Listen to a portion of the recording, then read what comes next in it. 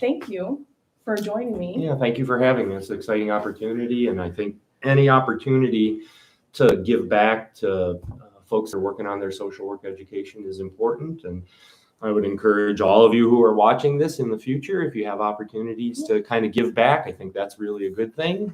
And it's especially cool because I'm retired now. So this is my opportunity to do this, aside from the volunteer work I'm involved in now.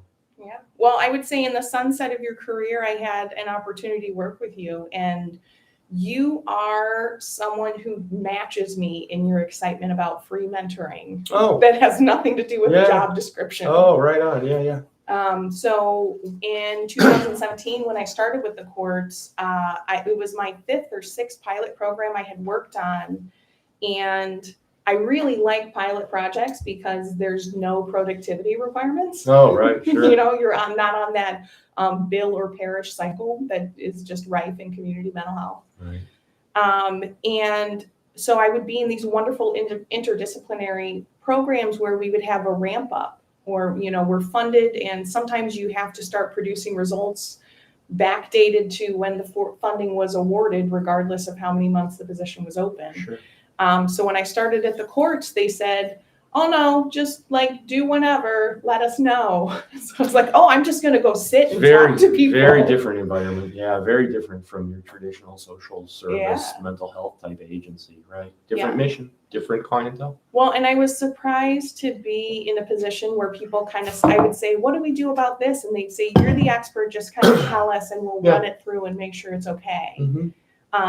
And so I had an opportunity to call you, and people, brought up you by name. They don't talk about the court psych clinic. They would say, call Caso. Right. And you're like, yeah, I would love to. When can we have coffee? What would you like to talk about? What kind of questions? And, oh, you have interns. Do you want to kind of swap them out and we can cross pollinate? Of course, we had some wonderful committee work that we've been a part of together. Right. The court was interested in exploring issues around diversity and how we could integrate that mostly into the workforce. And, we had some early successes. It was tough. It was an uphill fight just because organizationally, it's always hard to implement, programmatic kind of ideas and still run the ship, kind of day to day. So, that was kind of difficult, but I think it was really pretty forward thinking. And again, I think I've said to you that I think the courts were real forward thinking. So talking about programmatic intervention, that when I started at the court 30 years ago now, I worked for them for 27 years. I was a social worker at the psychiatric clinic doing evaluations, then became chief social worker. But when I started, there really was not a lot of sensitivity to the kind of issues that individuals brought to the court, guys and gals that were in trouble.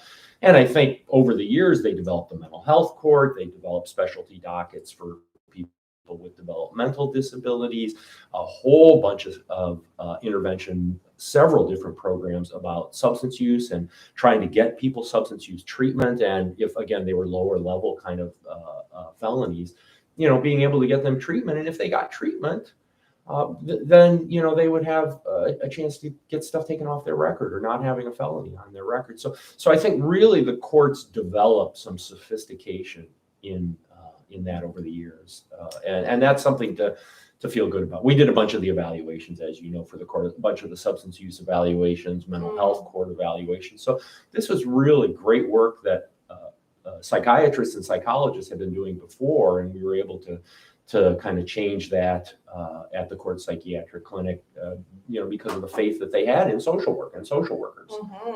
So that was a cool kind of change and intervention that was important, I think, for a lot of people. Yeah. So you had a career before I met you in the courts. Can you talk about your the career experiences earlier in social work? Oh, sure. Well, it started at Cleveland State, actually, interestingly. I took a course. Camera, let me move a little for my TikTokers. Okay.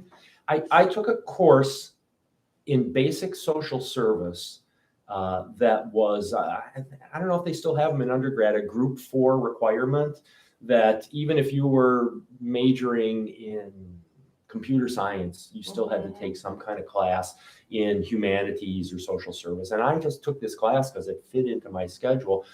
I met a Cleveland State professor whose name was Barbara Reynolds, and Barb Reynolds was a social worker. And Barb was involved in revamping the child care and residential treatment system in Massachusetts. And terrific woman, terrific mentor, terrific educator, who talked like a truck driver. And I really liked that. She was real down to earth and real kind of earthy. So she was a wonderful woman who, helped to direct me into working in children's residential. So I did a field placement at Belfair Jewish Children's Bureau.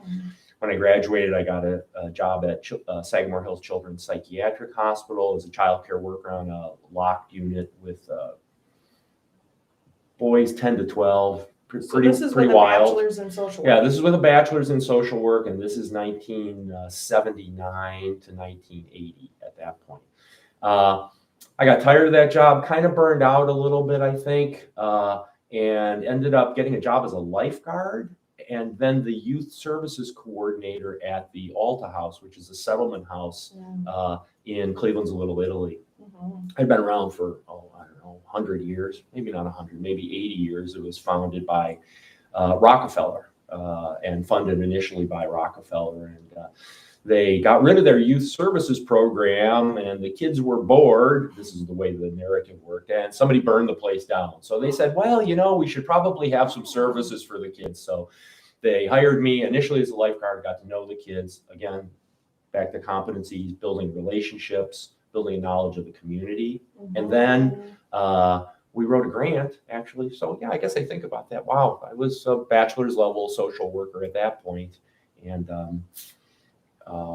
we wrote a grant and got funded for a youth services program. And it was pretty successful, but I don't know how we define success at that point.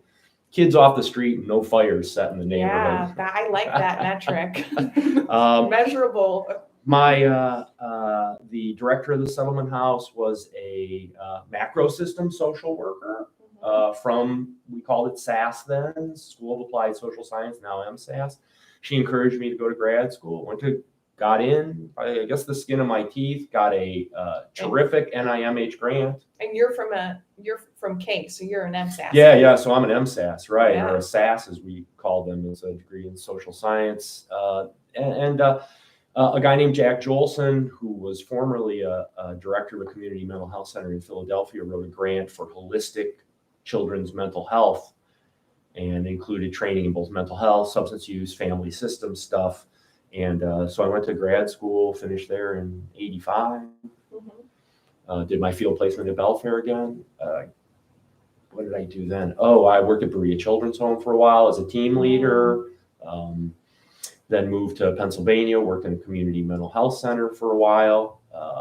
Lived in Cincinnati while my wife was in graduate school, worked at a family service agency, decided it was time to come back to Cleveland, did family pres for a year, and then got with the court.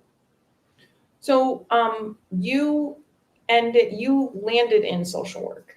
Were you, when you were a bachelor's degree, what was your initial thought of what you would do with a bachelor's degree? Oh, with my career? Yeah. I had no idea. So you went in like undeclared. Yeah, I really liked Barb Reynolds, and I really thought she was terrific. And I did like a little mini half-day a week field placement at Belfair.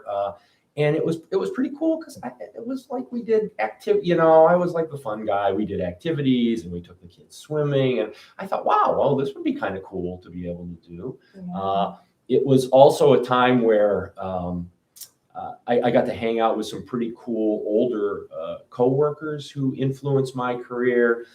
Some of that time was spent at the bar after work. So I really liked that social aspect of it all. And these were like all cool people. And it was like on the heels of the 70s and Kent State and all that kind of stuff. So there was a real, I think what evolved, I would say, is this, a sense of kind of social justice. Okay, back to competencies again. Yeah. Okay, so we're, it's coming out of the 60s at that point. There's the civil rights, there's the women's rights movement. Kent State had happened. Were you in the area during the Huff riots? Yeah, I was, but I think I was about 12 at the time, or maybe 10. So where were you geographically in relation to that? To the Huff riots? Did you grow up on the east side? Yeah, no, I didn't grow up on the east side. I grew up in Parma, the oasis of white middle-class suburbia. So I was clearly shielded from that, and knew a little bit about what had happened at the Huff riots, and then I read, 30 years later, some of the accounts of it, which are, truly very interesting. By the way, a new plaque, I don't know if you know that there's a plaque that they put up, educational historical plaque, where the riots kind of kicked off down in Huff at 79th and Huff. That was what kind of spurred me. So the sense of social justice, the social aspect, being with a lot of other young people who were, I think, childcare workers and nursing staff. I met my wife at the hospital, where she was a nurse on my unit. So that's kind of how it kind of evolved. So yeah, I think that's probably how it evolved. So how do you define, or I'm interested because I came into social work on accident. I was in a special education major. There was a liberal arts degree. You had to take a course, and there was a number of them available. And I was working overnight shifts at a family shelter. So I had been working at Target at guest services, making $6.15 an hour. Right. And my friend had a job making $7.15 an hour. And I was like, oh, I can make peanut butter and jelly sandwiches on an overnight shift for who wakes up. Like, not a problem. Easy, right. Because I grew up on the near west side, around a lot of people who were big on the Catholic worker movement, coming out of those same factors, things happening on the east side, things happening in neighborhoods where there were not fire safety, tenement housing conditions, nobody cared, no infrastructure going into them. And people said, well, I'm just going to live among the poor. So the adults in my life were all very old hippies who were like, I'm going to live poor. So I have lots of stories around that time. And I thought, I'm going to be in special education. And then I worked at a homeless shelter, and I was like, oh, this is what social work is? Like, I really just thought it was kids being taken from homes. I only knew about DCFS. That is absolutely the common misconception. So when I worked for the court, I don't know if you ran into this, but if you identified yourself as a social worker, there was automatically a bit, well, I don't want to say automatically, but there's possibility of some distrust. So again, for students at home who are listening, please remember that social workers, although we think of ourselves as kind of like these knights in shining armor who are helping people in the community, based on history of social workers coming and taking kids, and social workers, there were always the stories about social workers doing midnight raids into people's houses to see if there was a man in the house, and therefore being able to take benefits away. So those stories perpetuate, social workers, they're going to take our kids away. Right. I watched DCFS workers doing that in 2014. Right. So maybe not. It's based on reality, and, social workers, I feel, are complicit in the liability driven policies of organizations, where we have all these unlicensed people in community mental health and in caseworker positions, because we don't want to pay for licensed people. So we have family advocates, or whatever you don't want to call your social worker, that ends up being about half LSW staff. And the policy is, if they say they're suicidal, call 911, call mobile crisis. And those are actually competencies within ours, but social workers don't know. They're like, well, no. Because if I talk to my supervisor and it's in that note, they're going to want to know what I did and who I consulted with and all of those things, Sure. And so I think there is a tattletaling in social work that we need to be mindful of and really speak to in our informed consent practice of, are you aware of the things I have to tell people? And am I aware of the things I don't have to tell people? Well, and I think if you want to go back to the competencies, I think one of the things to consider is that, much of our profession is relationship driven. So realize that if you're meeting the client where they're at, right, then you might want to consider that where that client at is like, oh, this guy, this gal is a social worker, and it's going to be bad. They're going to make me do things. They're going to take my kids away. They're not the helpful person that we think that people might consider us to be. So are That's why developing relationships, I think, is an important piece of our work, no matter where you do it, on what level of the system that you're working. Yeah. So you talked about your mentor having this bawdy mouth, and I remember going to my first social work 101 class, and I kind of was thinking, I was already in my junior year. Mm-hmm. I had a lot of student teaching under my belt, and I didn't know how to name what I was hearing from the teachers, but I knew it made me really uncomfortable. Mm-hmm.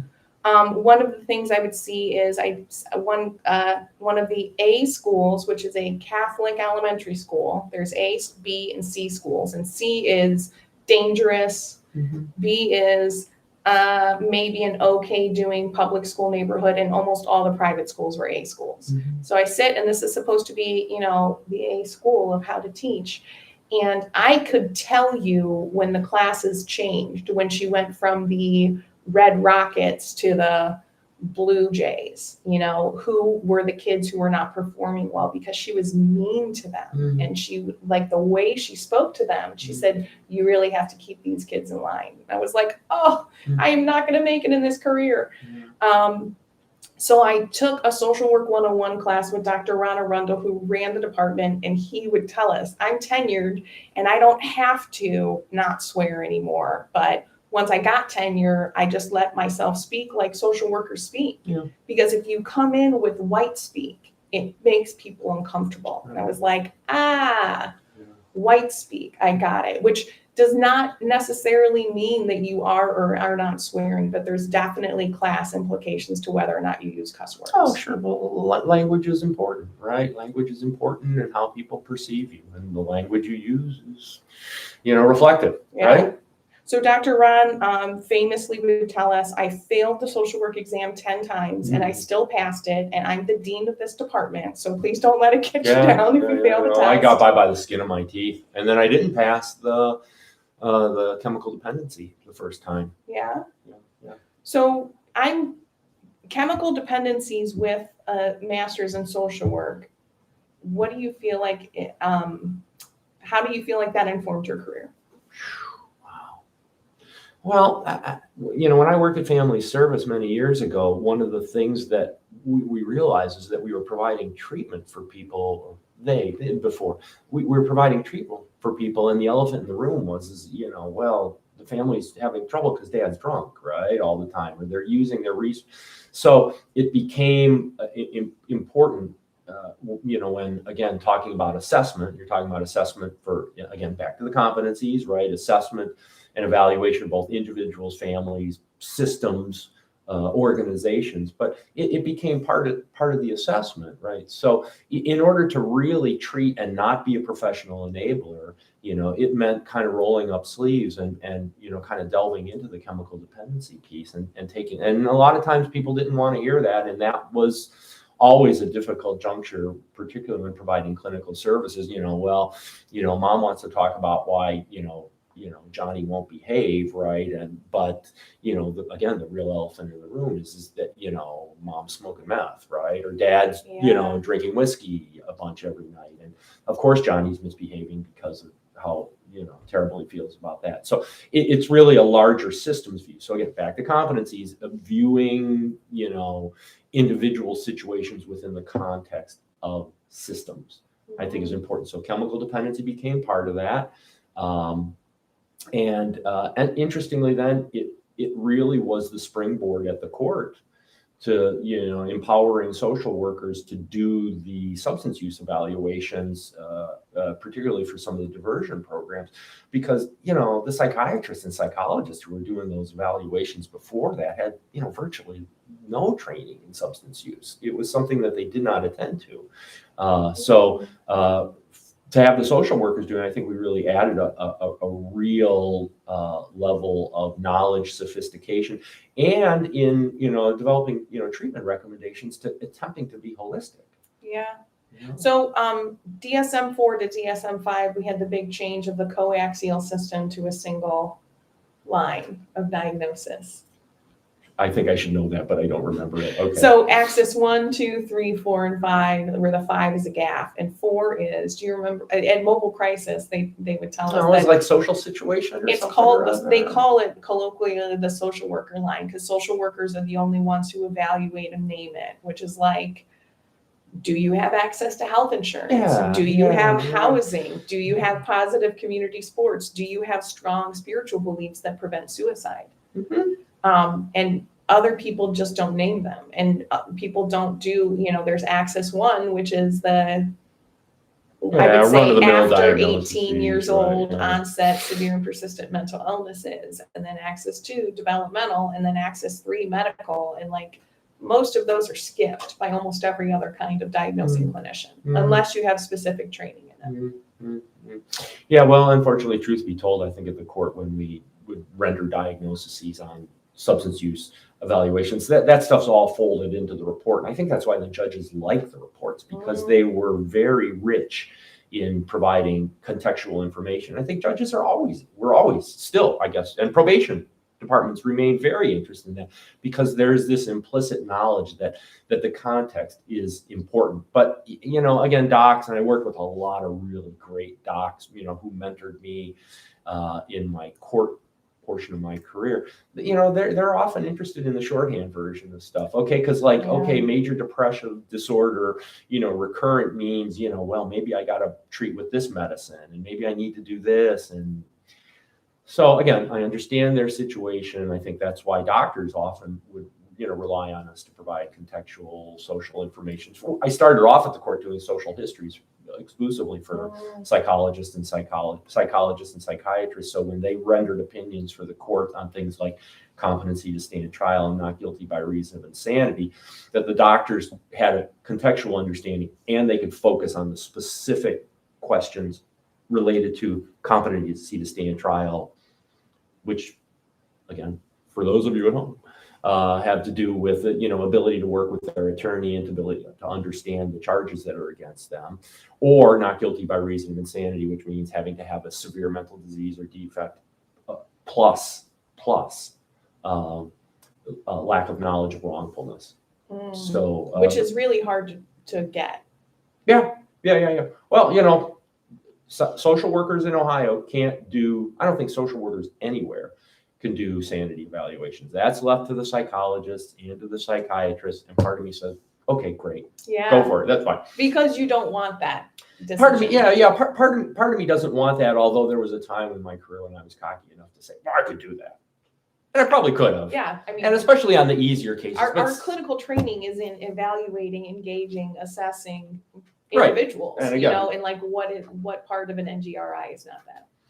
It's the rolling up the sleeves and digging out the severe mental disease or defect at the time of the offense, and the knowledge of wrongfulness. And the knowledge of wrongfulness can be very, can be super simple, right? Can be like, oh, the guy had a gun and he wiped the fingerprints off it. Oh, knowledge of wrongfulness, not insane. Yeah.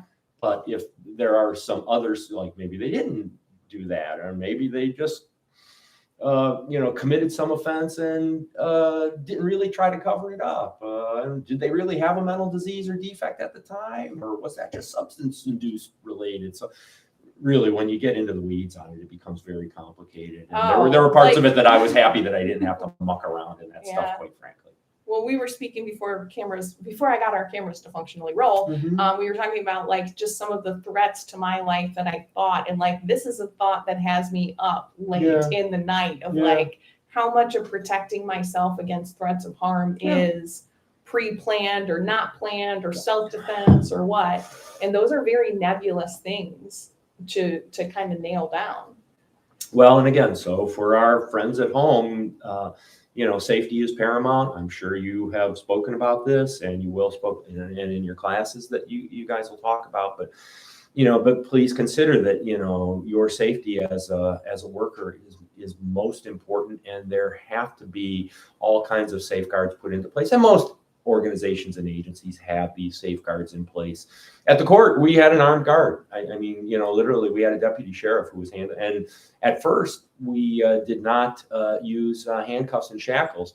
And then after some incidents, we decided to use those. And at first I was really kind of against that, but later came to feel much more comfortable with it, particularly knowing that, my safety was being valued and our staff's safety was being valued. Yeah, I think the courts was the first time that I had a client threaten my life where my supervisor and then administration came and they were like, that's not going to happen. That's not how you treat our staff. And then acted on it and like followed up. Yeah. And I didn't feel like that was definitely shamed in the community. Like if a client threatened me and I pressed charges with the police, I would have been shunned by my coworkers. Yeah, it's an interesting ethical line to walk that I think maybe is worth exploring. But then you hear the stories about social workers who were harmed on the job, right? And we know that there should be consequences for behavior, and we know that people are perhaps mentally ill or under a great deal of stress, but it still don't mean that they can treat us bad. We're human beings too. So yeah. So I had asked you a little bit about the gendered experience of social work being one of the only guys. Yeah. I always feel like I was kind of in the minority. Really recognize that social work is informed by a feminine/feminist value system, I believe. In preparation for this, and if you don't mind me slipping in this plug, read and thought a little bit about Jane Addams and Hull House in Chicago. So clearly worth understanding that this is the roots of social work and really worth taking a look at. And she was an early feminist. Because I don't think this is actually recording up here, and I definitely want you to talk about Jane Addams and Hull House and her role in social work. So are we rolling? We're rolling now. Okay. Hi, everybody. Hi, at home. TikTok. Are you working? Okay. Yeah. So I wanted to talk a little bit about, because I had been thinking about my career and how it was informed by feminine and feminist values. And Jane Addams, who was one of the earliest social workers who, developed the Hull House model based on some programs around the turn of the century, 1900, that were in London, was an early feminist. And I think that her beliefs are played out in the development of social work as a profession. And also throughout the years, I really have to think probably, I'd say 75% of my supervisors were women. Most of my coworkers were women. And I think that's a terrific thing. I also believe it has something to do with, some of the bad pay over the years, because, teachers and social workers being primarily, feminine occupations, and the pay scale not being great. Nursing also, but although I would also say, my wife retired as a VA nurse, and they treat their nurses real well. Well, they treat psychologists better. Yeah. But the VA is its own pay scale, though. Well, but I would also say, again, nursing has made strides. They have to deal with the medical hierarchy. They have to deal with working some very difficult shifts. But UH and Cleveland Clinic also pay pretty well, and they actively recruit nursing and nursing students. But again, generally speaking, my perspective is that I've worked mostly around women. I think it's been terrific. I have at times, tried to foster a relationship with other guys that I work with that were social workers in order to feel like I had that support. Although I never really felt unsupported at all, by women coworkers. And I can't really think of many incidents or issues where, as a male, I either had an advantage or disadvantage in some of my practice, but I guess I'd have to think more on that. I think, here, I think it made it easier for me to get jobs. Now that I think, and that's a big thing, right? Obviously getting hired. Because I think, if you've got a social work staff with 10 social workers on them, and and 9 of them are women, you probably want at least a guy or two for some, because, you know, like when I worked at Family Service in Cincinnati, you know, the guy who was the associate director who I became good friends with over the years, basically said of my interview with them, he's like, dude, you were hired before you interviewed. Why? Well, okay, I mean, I went to a school and that I had the master's degree and I had, you know, experience. I was on an LISW path, but they were like, he quite frankly said, we need male clinicians. Oh yeah. We need guys. In severe and persistent mental health secondary case management, all of the borderline clients, especially females with borderline personality disorder, we were like, oh, got to work with a man. Like there's absolutely no way it's going to be violence among women and all of the splitting. So I feel like there is a tendency to be like, oh, the token man on the team, we're going to give them a more acutely dangerous patients. But to be fair, so I was in a family service agency and it was just like next case, next case, next case. There was no steering of cases at all at that point. It was just whatever came. And this was sit in the office psychotherapy. You know, so there was really no steering of any of the cases at all. I'm trying to think at the court. Sometimes we would, if we knew that a female defendant was struggling severely with trauma, that would be a case that would be routed to a female worker. And I think that some of our psychiatrists, particularly on those, what are those women's self-defense? What's that defense called? You know, the burning bed, the whole thing. No. But there were some evaluations that would be routed to, like women who kill abusers. Yeah. There's a. My people are like Appalachian hill people, so we just call that what happens. Yeah. You know, like that's just what happens. Well, in the court, if a woman, as a result of years of trauma and or violence, physical violence, you know, acts aggressively towards her abuser, one of the defense tactics that can be used by defense attorneys